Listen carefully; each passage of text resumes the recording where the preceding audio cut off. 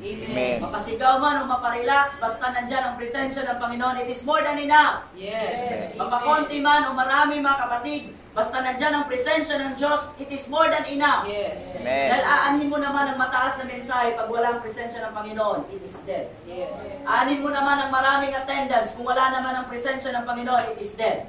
But 2 or 3 gathered together in the name of the Lord Jesus Christ, He is in the midst of us. Yes. Yes. And do you believe what God is in the midst of us right Amen. now? Yes. The Lord Jesus Christ is here with us right now. So in this wonderful evening, mga kapatid, dadalhin ko po kayo sa mensaheng nagsasabi, thank God even in negative things. Praise the Lord.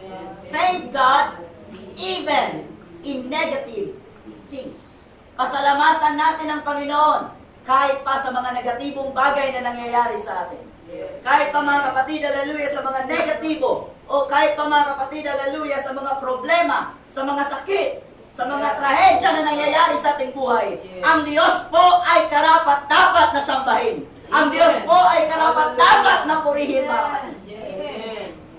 Just like Job, mga kapatid, sabi ng kanyang asawa, oh, Job, ano nangyari sa iyo? Magpakamatay ka na lang. Kung sa Ilonggo pa, pastoran, pang luha. Ano yung pastora sa... yung burahin. Oh. Ano na lang, sumpain mo. Sumpain mo ang iyong Panginoon, Job, at magpakamatay ka na lang. Napakasakit po, mga kapatid, lalong-lalo na pag ang mahal mo sa buhay ang nagbibigay problema sa iyo, Brother Raymond. Everybody say amen. Amen. Kapag yung mga malalapit sa iyong puso ang nagbibigay ng problema o sakit sa ulo at sakit sa puso sa iyo, everybody say amen. Amen. May mga tao na hindi na makakonsentrate sa pagsamba, hindi na makakonsentrate sa pagpuri sa Panginoon dahil, mga kapatid, sa mga sakit na kanilang nararamdaman. Yes. Lord, Lord, we praise you. Sabi sa Biblia, what is the abundance of the heart, the mouth speaketh. Nangyari yan sa akin, mga kapatid. When I was in Bible school, 18 years old pa ako, mga kapatid. Nag-sim break po kami sa Bible school. Then meron po akong crush na crush sa Bible school. Ang pangalan po ay Noemi. Uy. Pero sabi ko, nung nag-graduate na kami, sabi ko, pangit po pala si Noemi. Kasi sa Bible school po, hindi po kayo makakalabas. Yun lang po, yung mukha na yun, yung makikita nyo araw-araw. Kaya pinag-aagawan ng mga boys. Nung nakalabas na kami, sabi ko, marami pa palang magaganda sa labas. Kaya sabi ko, pangit pala. Buti na lang. That time, mga kapatid, crush na crush ko po siya. Nag-sim-break po kami dahil po ako ang pinakamalayo. Ang naiwan po sa Bible school is 3 na lang kami. At sila umuwi sa kanilang mga churches, umuwi sa kanilang mga bahay. So nag-pray po kami. Instead of Jesus, ang isisigaw ko, Noemi, Noemi! Ako, grabe. Everybody say amen. Amen. Minsan hindi na tayo makakonsentrate sa pagsasamba. Hindi na tayo makakonsentrate, mga kapatid, hallelujah, sa pag-pray sa Panginoon. It is because sa sakit na ating nararamdaman. Yes. Nanaginip ako one time, mga kapatid, na nagbabasa daw ako, kumakain daw ako, mga kapatid, kumakain ng pagkain. Na nangyari, mga kapatid, na nabulunan po ako ng buhok, pastora. Buhok po. Tapos nandito nakalawit yung buhok, mga kapatid. Buhok ni Noemi. So hinawakan ko, mga kapatid, ng buhok at hinila. Napakasakit po sa lalamunan. Pero kinuha ko po upang makakain.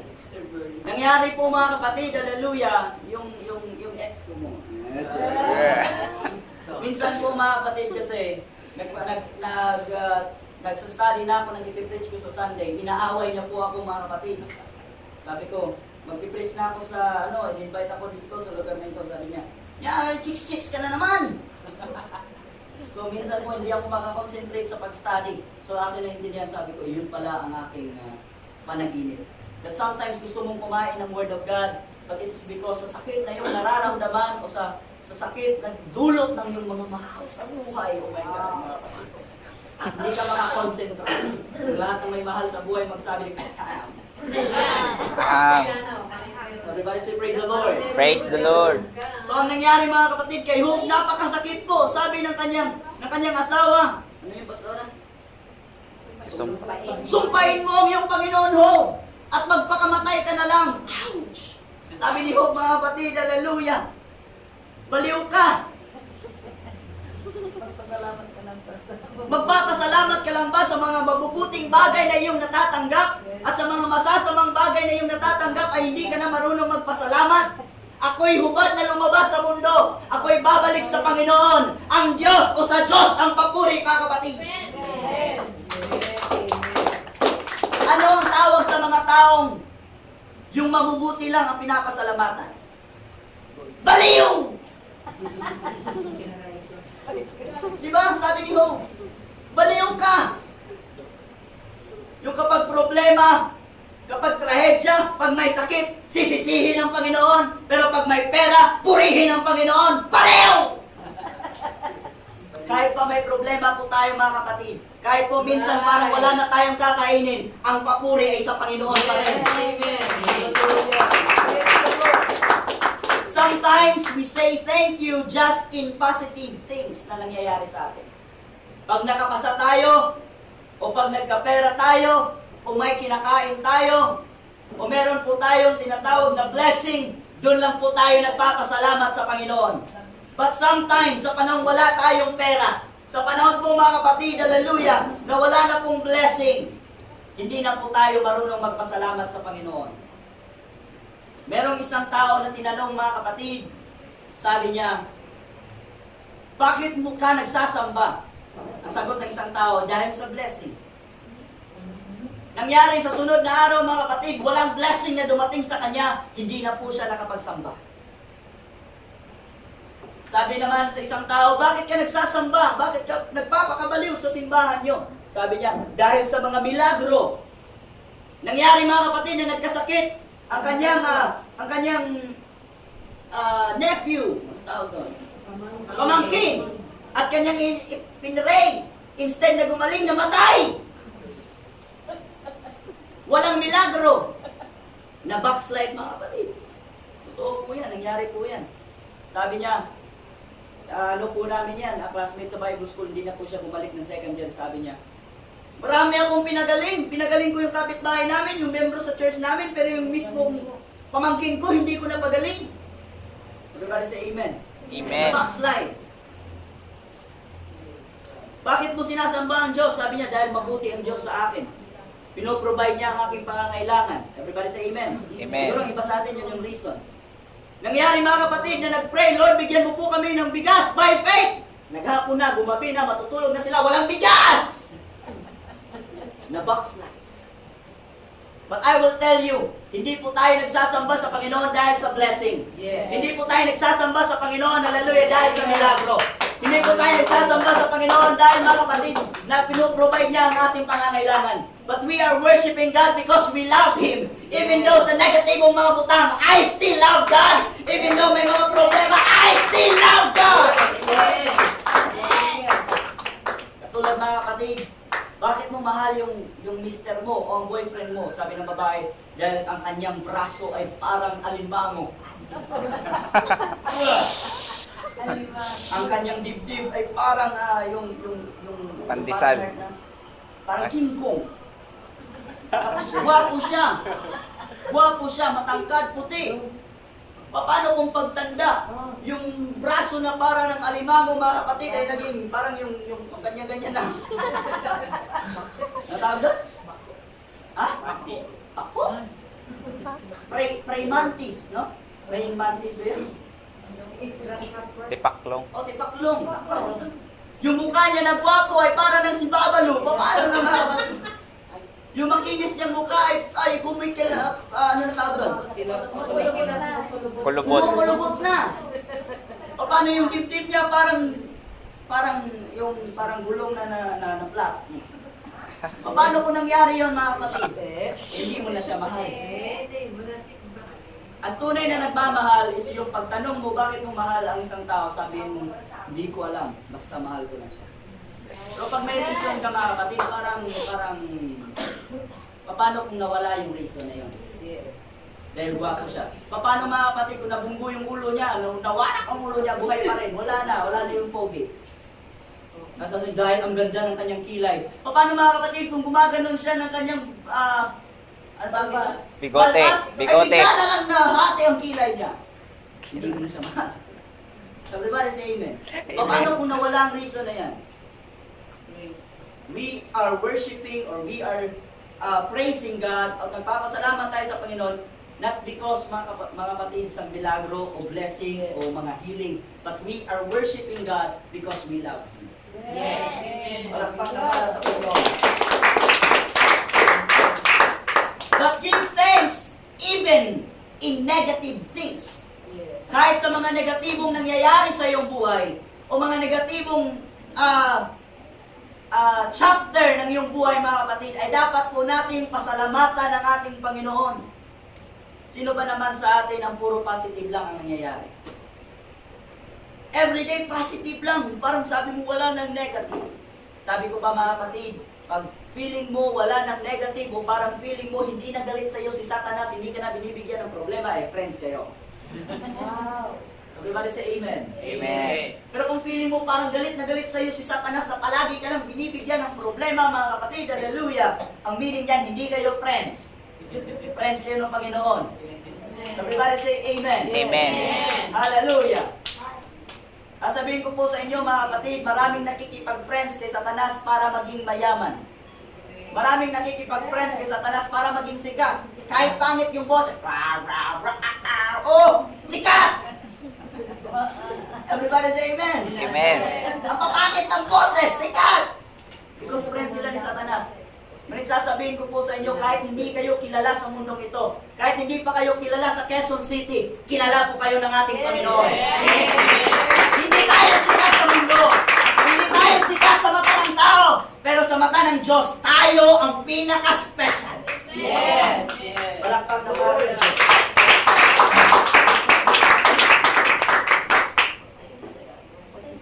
His mercy endureth forever. Pastor, paano naging mercy endureth forever? Na minsan nga may problema kami. Minsan nga may nagkakasakit sa amin. Minsan nga may namamatay sa amin. Minsan nga, Pastor, hindi ako nakapasa. O minsan nga, Pastor, wala kaming kinakain. Paano mo nasabi na, Pastor, na His mercy endureth forever? I will tell you, church, everything has a purpose. Yes. Naalala niyo po yung storya ko, mga kapatid, sa magnanay na yung ulam nila ay isda na isa na lang, mga kapatid. Naalala niyo pa po? Yes. See? There's a reason, mga kapatid. His mercy endureth forever. Always remember, kapag panahon, mga kapatid, na feeling mo down ka na parang tinatapakan ka na, mga kapatid, the mercy of the Lord Jesus Christ is forever. Yes. Sino sa inyo may 20 pesos? Yung papel. Hiram lang, babayaran lang.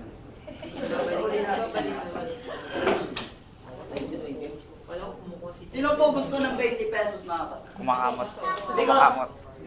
20 pesos has value, mga kapatid, sa amin. Kahit po ganyan-ganyanin ko, the value of 20 pesos ay hindi po nagbabago. Yes. Kahit po, mga kapatid, yan itapo na tapak-tapakan, babayaran ko lang, sister. Tapak-tapakan, mga kapatid, the value of 20 pesos never change. Yes. Hindi po yan nagbabago. Gusto pa rin po natin yan. Sasabihin ko po sa inyo, mga kapatid, kahit paglaruan ka pa ni Satanas o tapak-tapakan ka pa ng mga problema mo, your value as a son of God, hallelujah, ay hindi po yan nagbabago. That's why let us give thanks to God o pasalamatan natin ang Panginoon even in negative things. Amen. Follow me. Starting now, I will give thanks will give thanks unto God even in the negative things or happenings in my life. Palakpak na para sa Panginoon.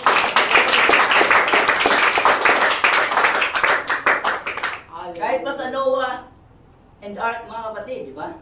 Kahit sa Ark ni Noah, mga kapatid. Di ba, parang negatibo po yung nangyari na 8 tao lang na nakapasok, mga kapatid, sa Arka. At ang pinapasok po, mga kapatid, ay yung mga hayop na lang po. Ang lahat ng sabi ng amen. Amen. Pero para sa akin, pinapasalamatan ko ang Panginoon dahil 8 lang na nakapasok. Dahil kung puro tao ang nakapasok sa arka at walang hayop mga kapatid, sana walang fried chicken na kinakain mo yun. Kasi lahat ng manok ay mamamatay. Yes. Ang lahat na may sabi ng amen. Amen. Sana wala kaming ulam ngayon na fried chicken mga kapatid.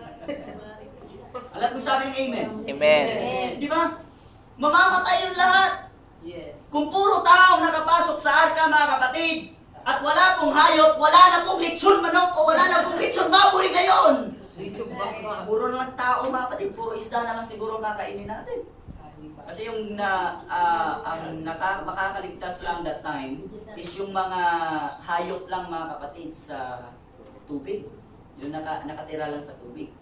Paano mga kapatid yung mga land animals? Malulunod yun. Sa ere. Let us give thanks to God even in the negative. Amen. Hallelujah, hallelujah, hallelujah, hallelujah. Kaya sabi ng Panginoon mga kapatid, go and multiply. Pero sabi ng gobyerno ngayon, please lang, inday. Please lang, inday. Tama na. Everybody say praise the Lord. Praise the Lord. Hallelujah. Dumami po tayo mga kapatid, meron pa po tayong mga kinakain ngayon. It is because sa nangyari mga kapatid, dati. Parang negative siya pakinggan. Walo lang yung nakapasok. Praise God. Yung ibang tao namatay. Yung mga hayop na lang pinapasok. But let us give God, let us give thanks to God, Yes. even in the negative things. Amen. Everybody say amen. Amen. Ano po yung mga negative things na nangyari sa inyong mga buhay? Again, in-thank po tayo. Brother John, mga negative things na nangyari sa inyong buhay. Hindi ka nakasakay sa... Sino pa? Nanay. Nanay po mga kapatid. Palalayasin ka sa bahay mo na. Nalayasin ka sa bahay. Sa sariling Sa sariling Sa sariling bahay. Sakit talaga yun. The sister. Ayun sa likod po. Ako, negative things ko no, yung aking mga anak kung hindi sila sumusunod sa akin. Okay. Sa babad trip. Mga negative things. Sige, sige. Yes. Minsan yung pinag-uusapan natin, puro lang positive mga kapatid. Pero kung walang negative po, hindi po aandar ang isang bagay Yes. kasi po kailangan negative positive. Yes. Yan po mga kapatid, battery. Diba? Negative. Lahat po sa atin ay may mga negative. Yes. May mga negative na nangyayari sa ating buhay mga kapatid. Naisip ko nga po last time, sabi ko, kung kailan pa ako nagtagal sa Manila, doon pa yung patay ng papa ko. Di ba? Mag-1 month na po ako dito kasi dumating ako is February 14. Nung petsa na po ngayon. March 11. Sa Lunes po, mag-1 month na ako. Nagtagal ako, nakapunta na ako Tagaytay, nakapunta na ako sa... Pero siguro kung na-timing mga kapatid na nandito yung papa ko, nagkita kami siguro. Sigurado yan. Diba? Praise God. Sabi ko po mga kapatid dati, nung last year lang, nung nakapreach nga po ako dito, glory to God. Sabi ko, for almost 16 years, na ang isa pong bata mga kapatid ay nag-desire na mayakap ang kanyang ama mga kapatid, hallelujah. 16 years po, nakita po kami, o ako lang po nakakita sa kanya. Nasa kabaong na po. Praise God. Hallelujah. But I know, and I also give thanks unto God, mga kapatid, hallelujah. Because I know, even in the negative things, even though mga kapatid na merong mga clouds, madidilim na ulap mga kapatid, merong thunder, merong storm, behind that clouds, there's the sun still shines. Yes. Amen. Sabi pa ng kanta mga kapatid, sabi pa ng kanta, there's a rainbow after the rain. Yes. After the rain, mga kapatid, kagaya na nangyari kay Noah, mga kapatid, kahit gano'n na yung nangyari, na bagyo, mga kapatid, na baha, mga kapatid, na flood, mga kapatid, na ulan, grabe, mga kapatid. But after the rain, there's a rainbow. After your problem, there's blessing. After the temptation, kapag na-endure mo yan, mga kapatid, there's the promises of the living God na mangyayari, mga kapatid, sa iyong mga buhay. After ng sakit na iyong mararamdaman, Brother John, after that, I know and I claim that there is blessing na mangyayari. O merong blessing, mga kapatid, hallelujah, sa ating mga kapatid. Palakpak po para sa ating Panginoon. Minsan po, mga kapatid,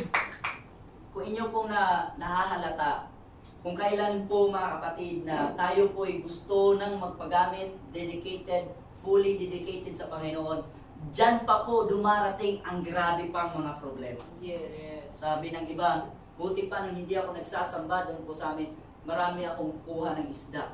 Pero nagsasamba na ako, ginamit na ako ni Pastor sa MC, wala na akong kuhang isda. Buti pa hindi na lang ako magsasamba. Nahalata niyo po ba mga kapatid, na kung saan sasabihin mo na magpapagamit na ako sa Panginoon, doon pa nangyayari ang grabing mga problema sa ating mga buhay. Dahil mga kapatid, pag ikaw po mga kapatid, hallelujah, ay magpapagamit sa Panginoon, you are moving closer unto God. Everybody say amen. Amen. You are moving closer unto God, and the meaning, lumalayo ka kay Satanas. Yes. Lumalapit ka sa Panginoon, lumalayo ka kay Satanas. It is because kung normal lang po tayo mga kapatid na nagsasamba sa Panginoon, kung makasamba, okay lang. Kung hindi makasamba, okay lang. Kung magsisimba, okay lang. Kung ma-revive, okay lang. Kung hindi, okay lang. Kung mag-tithes, okay lang. Pag hindi, okay lang. Tayo po ay nasa gitna niya. Pwede pong close na tayo ng Panginoon, pwede close din po kayo ng Satanas. O minsan parang dito ka tayo. Everybody say amen. Amen. Come on. Everybody say praise the Lord. Praise the Lord. Minsan mga kapatid, pag gaganyanin tayo sa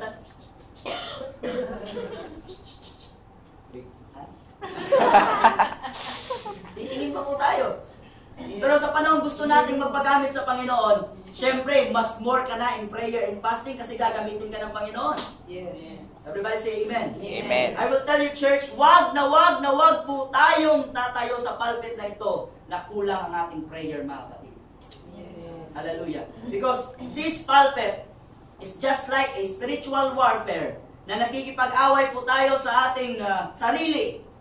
Dahil minsan, mga kapatid, meron po tayong sinasabi dito na number 1 tayong natatamaan. Yes. Everybody say amen. Amen. Sa panahon magpapagamit po tayo sa Panginoon, lumalapit po tayo ng lumalapit sa Panginoon at lumalayo tayo ng lumalayo kay Satanas. Ano po ang nangyayari sa isang tao na feeling nyo lumalayo sa inyo? Nagagalit ka sa kanya. Yes. Nagagalit sa iyo si Satanas dahil feeling niya iniiwan mo na siya. Dahil feeling niya umaalis ka na. Kaya bibigyan ka pa niya ng maraming problema. But I will tell you, if you will just hold on your faith until the end, mga kapatid, hallelujah, the protection of the living God is in there. The blessing of the living God is in there. Anointing will be there. Amen. Basta kahit negatibo po ang mangyari sa ating buhay, wag na wag po natin kakalimutan ang pagbibigay pasalamat sa Panginoon. Yes. Praise the Lord. Merong isang tao, mga kapatid, gusto niyo po ng story na? Mayroong isang tao, mga kapatid, na fully dedicated po sa gawain. Praise God. Siya po ay umalis sa kanilang bahay, nag-worker po siya, mga kapatid, sa church. Kasi yung pastor nila, mga kapatid, ay wala pong asawa. Hallelujah. Yung tatay na yan, mga kapatid, ay pumunta po sa church bilang worker. Ang ginagawa niya po, mga kapatid, mag-igib, magluto, ano yung isak? Alam niyo yung Magsibak. Magsibak ng kahoy. Salamat. Magsibak po ng kahoy. One day, nagsisibak po siya ng kahoy, mga kapatid. Nagsisibak ng kahoy. Hindi niya po namalayan, mga kapatid. Bigla niya pong naputol ang kanyang daliri. Ano ang sabi? Naputol po ang kanyang daliri. Sabi, ah! Pastor! Ang daliri ko po, pastor! Naputol! Sabi ng kanyang pastor, pasalamatan mo lang ng Diyos, Brad. Sabi niya, naputol na nga yung daliri ko, pastor! Pasalamatan pa, Panginoon. Pasalamatan mo lang Diyos, Brad. Lahat ng sabi, pasalamatan ng Diyos. Pasalamatan ng Diyos. Hinalian niya na lang po, mga kapatid. Kinaumagaan, sabi niya, Pastor, gusto ko pong umuwi sa amin, gusto ko pong bisitahin ang aking asawa at mga anak. Pwede niyo pa ba akong samahan, Pastor? Sabi ng Pastor, sige, sasamahan kita, brother. Naglakad sila, mga kapatid, hanggat nakarating po sila sa bahay na tinitirahan ng kanyang asawa. Sabi ng tao doon, yung asawa mo, brother, Ilonggo. Yung asawa mo, brother, wala na dito, nakatira sa amin. Doon na sila lumipat, doon sa may bundok. Kita mo yung kahoy na yon. Kita mo yung kahoy na yon. Nandyan sila dyan sa taas. Sabi ng brother, ay pastor, sinamahan mo naman ako, sasama ka sa akin doon sa bundok. Sabi ng pastor, okay brother, magkasama sila. Pagdating nila mga kapatid, meron pong nakasanga na daanan. Daanan A, daanan B. Tama tuwid, daanan A. Dito po sila dumaan mga kapatid sa kabilang daan. Dumating na po sila sa marami pong mga kahoy at hindi po nila namalaya na nakapasok na po sila sa Amazon na lugar, yung mga maraming mga Amazona mga kapatid. And unfortunately mga kapatid, nahulog po sa butas ang pastor. Yung ginagawa ng mga Amazon, oh, may pita. Nahulog po doon ang pastor. Sabi ng pastor, brother, tulungan mo ako dito! May mga membro na gustong gumanti sa pastor. Sabi niya, pastor, pasalamatan ng Diyos. Gumanti. Brother, tulungan mo ako! Gusto ko makaalis dito. Sabi, pastor, dyan ka na lang, pasalamatan ng Diyos. Umalis ang member. To make the long story short, nung dumating ng member mga kapatid doon sa pinakagitna ng gubat, hinuli po siya ng mga Amazona. Alam kong sabi amen. Amen. Yung brother na yun, hinuli po ng mga Amazona, hinubalan po siya ng damit. Tapos, nilagay na po siya sa altar.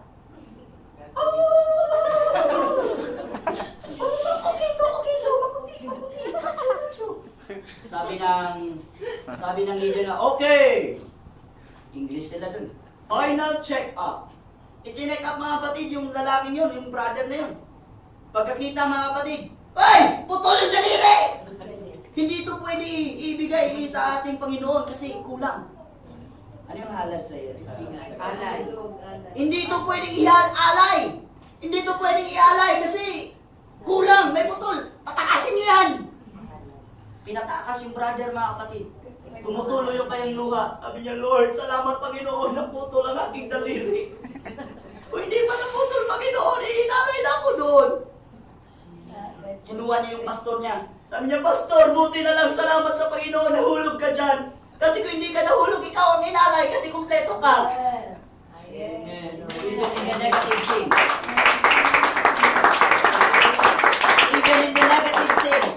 Yes. Pasalamatan natin ang Panginoon. Yes.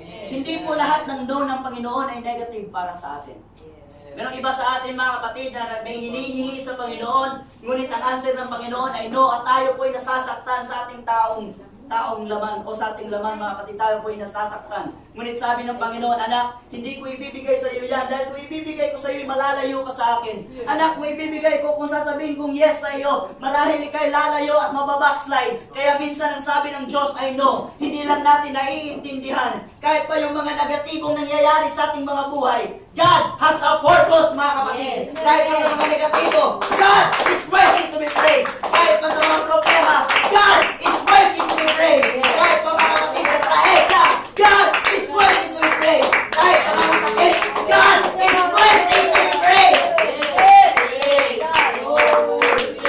Always remember that the goodness and mercy of the Lord Jesus Christ endureth forever. Even in the bad times, even in the negative times, the mercy and goodness of God endureth forever.